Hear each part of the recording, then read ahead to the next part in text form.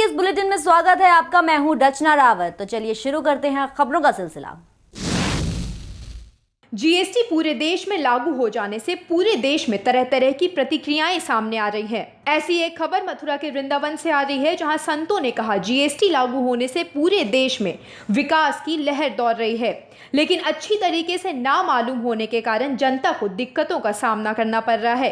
अधिकांश लोगों ने केंद्र सरकार की सराहना की और राष्ट्र के हित में बताया, और खासकर गरीब समाज के लोगों को समझने में समय लग रहा है। जीएसटी के परिणाम एक सकारात्मक होंगे और आने वाले समय में इसका सबको लाभ मिलेगा। संतों ने इसे समाज में समानता लाने वाला कदम बताया। महामंडलेश्वर आदित्य प्रकाश चंद जी ने कहा जीएसटी तभी सफल होगा जब पारदर्शित होंगी। साधु समाज के प्रदेश मंत्री देव स्वरूपानंद बोले जीएसटी पर जनता खुश है। दूसरी तरफ महंत मोहिन बिहारी शरण ने बताया जीएसटी जनता के हित में है, लेकिन जो इसका विरोध कर रहे हैं उन्हें समझ ही नहीं है कि ये देश के हित में है।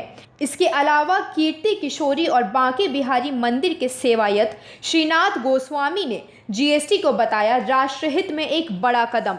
वो बोले हम सब सरकार को टैक्स देंगे, संत समाज के लोग जीएसटी से खुश हैं। देखिए, किसी भी सफल कार्य के लिए या किसी भी विकास की योजना के लिए कुछ ना कुछ कष्ट, थोड़ा बहुत प्रारंभ में कुछ ना कुछ परेशानियां ज़रूर आती हैं, लेकिन जैसा कि हमारा है कि सबका एक साथ कल्याण रहे, सबको एक साथ लाभ मिले, और इससे लगभग जो निर्धन वर्ग है उन्हें भी आगे चल कर के लाभ होगा, और किसी में ये जो भेदभाव आपस में है कहीं ना कहीं वह भी दूर होगा। जीएसटी एक अभी समझ से परे है लोगों के में। अगर जब हम लोगों को समझाया गया तो भारत की प्रमुख गरीब से गरीब को ध्यान में केंद्रित करके ये जीएसटी को लागू किया गया, और अमूमन जो आम आदमी की ज़रूरत की चीज़ें हैं वो सारी सस्ती हो गई। ये बहुत बड़ी बात है। आज हमें यहाँ 10 रुपये की चीज़ है वो दिल्ली में भी 10 रुपये की मिलेगी। ये आम आदमी को देखते हुए जीएसटी का इन्होंने जो घोषणा करी है, जो लाए हैं, वो बहुत ही सराहनीय है। जीएसटी का हम स्वागत करते हैं। मोदी जी ने एक बहुत अच्छी पहल की है, जो एक हमारे देश के लिए एक नई चीज़ है। अलग अलग राज्यों में जो व्यवस्थाएं थीं वो एक ही रूप में आ गई है, और इससे प्रभाव नहीं पड़ना चाहिए, क्योंकि टैक्स तो लोग पहले भी देते थे, आज भी देंगे, आज उसके अनुरूप देंगे तो बहुत अच्छा रहेगा, देश का भविष्य उज्जवल होगा। मोदी जी का जो विचार है आगे के लिए बहुत सुंदर है, और इस जीएसटी से कोई फ़र्क नहीं पड़ रहा है, ना कोई फ़र्क पड़ना चाहिए। प्रभारी मंत्री एसपी सिंह बघेल का प्रदेश में कानूनी व्यवस्था खराब होने पर एक बयान में उनका कहना है कि अपराध होने के अनेकों कारण है, और अपराध तो होते ही रहेंगे। अपराध बढ़ने के मुख्य कारण है बढ़ती जनसंख्या, बेरोजगारी और अपराधियों पर कोई लगाम न होना। इस वजह से अपराधियों के हौसले बुलंद होते जा रहे हैं।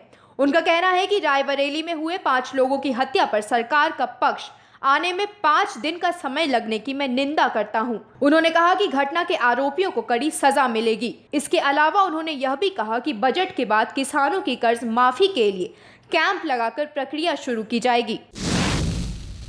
देखिए, मैंने कहा ना कि अपराध होते रहे, हो रहे होंगे। 100 दिन होने पर आपने सवाल पूछा, 5 साल होने पर भी ये सवाल जरूर पूछा जाएगा, और 100 साल होने पर भी ये सवाल पूछा जाएगा, क्योंकि अपराध के तमाम कारण हैं। औद्योगिकरण, बढ़ती हुई जनसंख्या, बेरोजगारी, फैशन और क्या क्या चीज़ें हैं, कंपटीशन, ये तमाम चीज़ें हैं। वो तो एक बड़ा विषय है, सेमिनार है कि अपराध के क्या क्या कारण हैं। लेकिन मुख्यमंत्री, मंत्री, इनकी मंशा और इनका कोई संरक्षण किसी अपराध और अपराधी को नहीं है। मैं उसकी निंदा करता हूँ जो 5 लोगों की वो डेथ हुई है। अलीगढ़ में एक और लूट की वारदात सामने आई है। मामला थाना सिविल लाइन क्षेत्र के श्याम नगर का है, जहां स्कूटी सवार युवती से 2 बदमाश पर्स छीनकर भाग गए। युवती का कहना है कि कई बार पुलिस के आला अधिकारियों को फोन पर सूचना देती रही, लेकिन किसी ने भी इस लूट की वारदात को गंभीरता से नहीं लिया। तभी वहां से गुजर रहे पुलिस के बड़े अधिकारी की कार के आगे खड़ी होकर रास्ता जाम करने लगी और हंगामा शुरू कर दिया। बाद में पुलिस ने युवती को किसी तरह शांत कर दिया और अपने साथ थाने ले गई। हाथरस के सासनी कस्बे के गांव गुहाना की एक युवती गांव के पास ही स्थित चौकी पर दवा लेने के लिए अपने घर से निकली। तभी थोड़ी ही दूरी पर कुछ लड़कों ने उसको पकड़ लिया और बेहोश कर दिया। युवती जब काफी देर तक घर नहीं पहुंची तो घर वालों ने उसको काफी तलाश किया, लेकिन युवती का कहीं पता नहीं चला। जब उसके परिजन घर पर गए तो उन्हें युवती बेहोशी की हालत में घायल पड़ी मिली। परिजनों ने पुलिस को सूचना दी। युवती की माने तो बदमाशों ने उसे 2000 रुपए और कानों के कुंडल, पैरों की पाजेब और मोबाइल लूटा है। मैं दवाई लेने जा रही थी चौकी पर, तो वहाँ पर एक 4 पहिए गाड़ी खड़ी थी, 3 बाइक थी, 5 लोग थे। तो मैं पीछे से उन्होंने मेरी आँख बंद की, फिर उसके बाद उन्होंने गाड़ी में डाल लिया। मैं फ़ोन कर रही हूँ तो उन्होंने मेरा फ़ोन चुरा लिया। मेरे कुंडल उतारने में हाथापानी कर रही हूँ, तो उसके बाद में अस्पताल में आके दिखाया।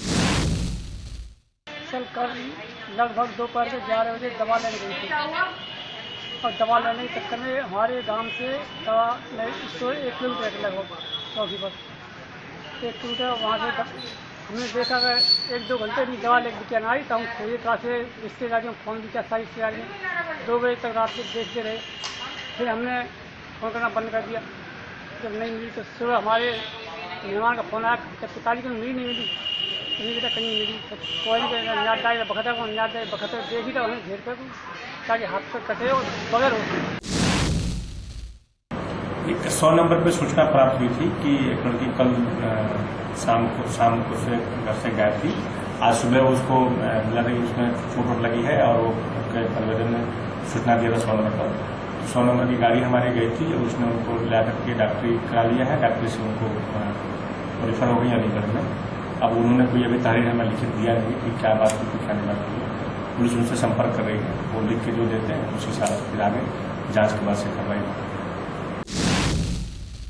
हाथरस के चंदपा क्षेत्र के गांव नगला ओझा के पूर्व प्राथमिक विद्यालय में बच्चों का पढ़ना मुश्किल हो गया है, क्योंकि विद्यालय के क्लासरूम के बाहर एक जंगली गाय मृत पड़ी हुई है, जिसकी दुर्गंध से बच्चों को काफी परेशानी हो रही है। गाय को वहां से उठवाया भी नहीं गया है। इस बारे में अधिकारियों से भी बोला गया, लेकिन किसी ने उसको वहां से उठवाने की जहमत नहीं की। गांव के प्रधान से भी जब बोला गया तो उनको कोई फर्क नहीं पड़ा और मृत गाय को वहां से उठवाया नहीं, बल्कि उसको स्कूल परिसर में ही गड्ढा खोदकर दफना दिया। बारिश का मौसम है, जिससे स्कूल परिसर में दफनाने की वजह से संक्रमण भी फैल सकता है, जिससे बच्चे बीमार हो सकते हैं, लेकिन इस बात से शिक्षा प्रशासन को कोई फर्क नहीं पड़ा है। उसकी सूचना मिली और उसमें बताया वो नीलगाय पूरी तरह से नीलगाय नहीं, बच्चा बताया गया उसको। तो मरने के बाद में उसमें ग्राम प्रधान और वो सब वहाँ बुला दिए थे। वहाँ से NPRC को भेजा गया है।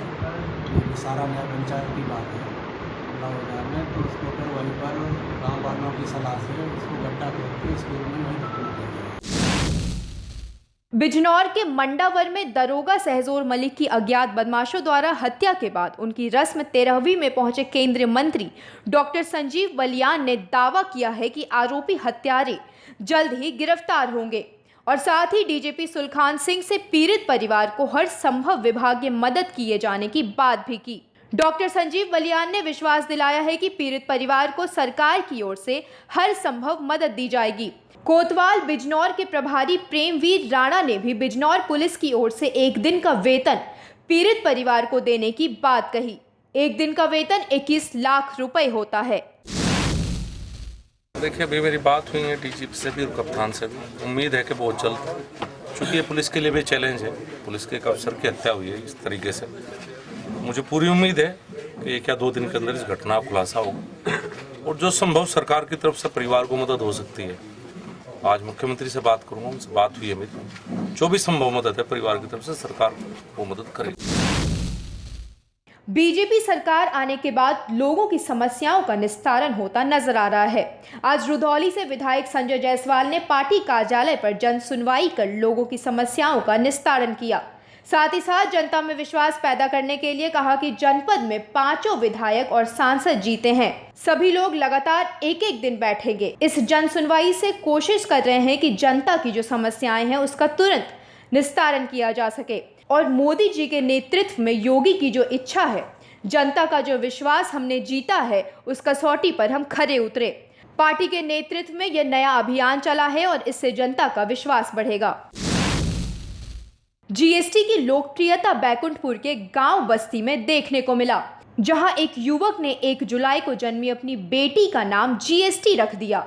बालिका का नाम जीएसटी रखने के बारे में नवजात के पिता ने बताया कि 1 जुलाई को पूरे देश में नई कर क्रांति के रूप में देश के राष्ट्रपति और प्रधानमंत्री ने जीएसटी शुरू होने की घोषणा की थी और इसी तारीख को उनके घर में बेटी का जन्म हुआ।